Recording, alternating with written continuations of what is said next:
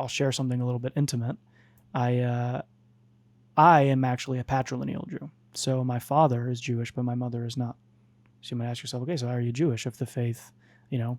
So the only way to get around the patrilineal rule, according to Jewish law, is you go through a proper Orthodox religious conversion. Not easy to do.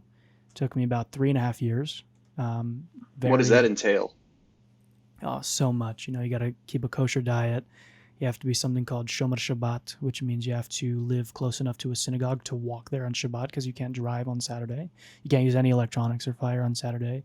It's a lot of learning the Torah, learning certain parts of halacha, which is Jewish law. It entailed quite a bit. Um, and so that's the way that you can get around it if you're born to like a Jewish father, or you don't have to have a Jewish parent at all. You can just convert. Um, but it's difficult. It takes a long time, and Judaism doesn't look for converts. So if you go to a I was going to rabbi, ask about that. Isn't there like a yeah, thing where they kind of are like, maybe don't? yeah. So a Jewish rabbi, an Orthodox Jewish rabbi, technically speaking, I believe it's 3 times is supposed to turn you away. When I went to my rabbi here in Nashville, amazing Rabbi Yitzhak Tuktel, I went to him and I said, I want to convert, and I explained to him the situation with my father and how I grew up with a Jewish upbringing, but I am, Jewish law says I'm not a Jew, so I want to convert. He turned me away. Didn't matter if I read Hebrew. Didn't matter if I had a bar mitzvah in a less religious denomination that accepted me as a Jew or, whatever. Um, he tried to turn me away. And when I told him, no, I want to do it, he turned me away again and again. And then eventually he was like, okay, do this, read this book. And eventually read this book turned into study with this rabbi. And then study with this rabbi turned into change your diet to be like this. And then after change your diet to be like this, it says, okay, move across the street from the synagogue. After you move across the street from the synagogue, it turned to, okay, you're a part of the community. Let's go to the Beis Din, which is a court of rabbis, and they'll make the final judgment. They made the judgment on me and they converted me. So it's not easy, and they don't look for it. But the thing to understand is that the reason they don't look for it is because they don't think you need to be Jewish to be good in the eyes of God. The Jews have Hmm. always been meant to be a minority. Um, and we have a specific mission in the world, which is to be like a priestly nation, to show the nations around the world, specifically in the Messianic age, and now as well, but specifically in the future Messianic age, like how to worship God correctly and stuff like that. But you don't need to be Jewish. There's something called a Noahide, which is like someone who follows the basic moral laws that were established around the time of Noah, like basic stuff like don't kill, don't basic stuff like that. And most Christians, most Muslims, they believe that they behave this way. So we don't think that I would never go to a Christian, be like, yo, bro, you got to be Jewish or else you're not gonna have salvation, or a Muslim, because that's not what we believe. So can you speak to that a little bit more? Because I've heard people more in a detracting kind of way make the case that Jews think they're better than other people because of that special mission. I was wondering if you could correct that for me. Not at all. Every single man and woman on the face of the planet was made out of Adam and Eve. All of us. We were all made in the image of God. There is no racial superiority to Jewish people. There is no, you know, God does not favor the Jewish people like on an intrinsic value level more than a regular person. We specifically are just separated because we have a specific job. I'm not going to sit here as a religious Jew and tell you that God loves me more than you because I'm a member of this nation. I think you are loved by God the exact same way, but God just expects something different of me because I took an oath upon myself to join a nation that has a specific mission. That is it, and that is all. And this is an There, oath anyone can take, as you explained. you can convert, but it's not. Again, it's not easy, and you don't need to. Um, Jews, we believe that actually, to fix my language that I said a little bit earlier, nobody converts to Judaism. In Jewish belief, if somebody does convert, like they finish a conversion, they were always Jewish. They had a Jewish soul that was meant to be Jewish in this world.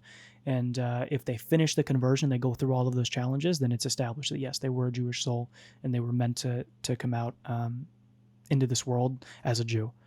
Um, What would it mean in the inverse if somebody was Jewish and then they converted to another religion? Were they never a Jewish soul? Were they? No, not at all. People there have been many cases of Jews throughout, even you can look through as far back as the Bible who have turned away from the way. You had Yet, even in Egypt, it's a Jewish belief that I think most of the Jews didn't leave Egypt, or a significant fraction of the Jews didn't leave Egypt. They stayed there and chose to remain slaves while the rest of the Israelites left. Like Jews not choosing the right thing throughout history is like a kind of a recurring pattern. But God continuously reminds us that we have a specific task, and he guides us back on course.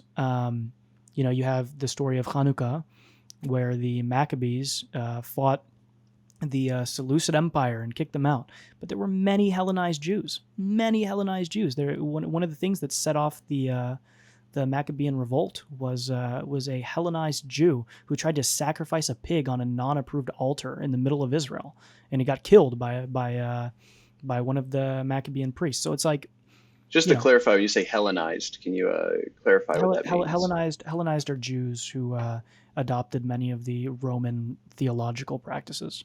Ah, so the That, pantheon of gods. They, Mhm. yeah. Yep, exactly. And also, you can't sacrifice a pig either. That's definitely not something that was not an approved animal in the Jewish culture to sacrifice. Well, now you're getting into the rules. How many rules, or do you guys call them commandments? We call them commandments, or in Hebrew mitzvot. How many are there? So there's 613 in total in Does the that in the includes Torah. the 10? That Yes, that okay. includes the 10. So 613. Um, but I can't give you the exact number, but a significant fraction of them cannot be completed today because there's no temple standing. There's a lot of like sacrificial commandments that, like, when the temple is standing. See, we as Jews believe that the temple will be rebuilt one day in Jerusalem when the Messiah comes. Um, and no, you know what? Let me be strong and brave. We know that it will be built one day when the Messiah comes.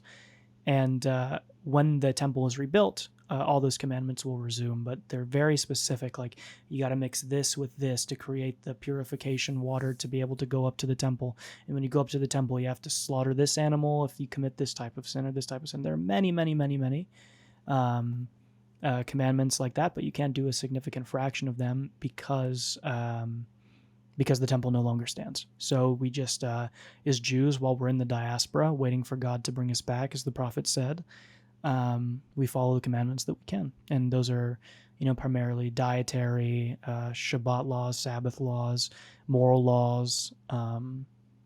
Yeah, there's many of them that we still have to follow in the diaspora, but many we can't. If I could ask, which of the commandments do you carry with you the most in your day to day, and which one do Mm-hmm. you wrestle with the most? It's a good question. Well, let's see. Every morning, Jewish people, we wear this thing called tefillin, which is like a black box that goes here on the arm and a black box that goes here on the head, and you wrap them. And that was actually it's derived from the Torah. It was a commandment that basically says you're supposed to keep the commandment on your head and on your arms to like constantly remind you of them.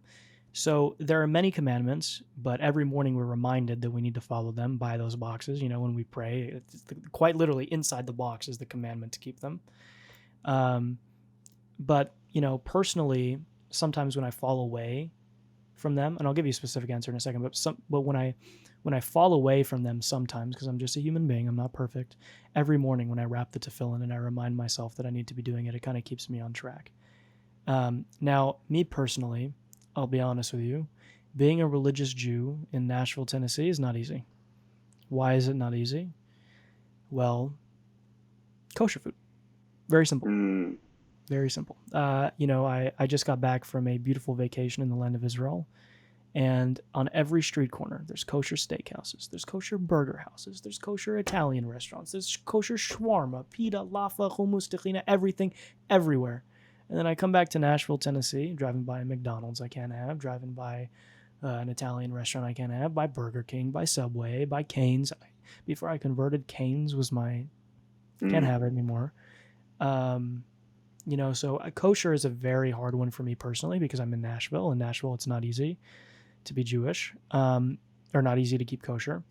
But one that I carry with me in my day today, you do so many that it's hard to like pinpoint one because, it's not optional to do the commandments. Like, you have to. And I don't do all of them. I'll admit, I don't do all of them. I'm not a perfect Jew.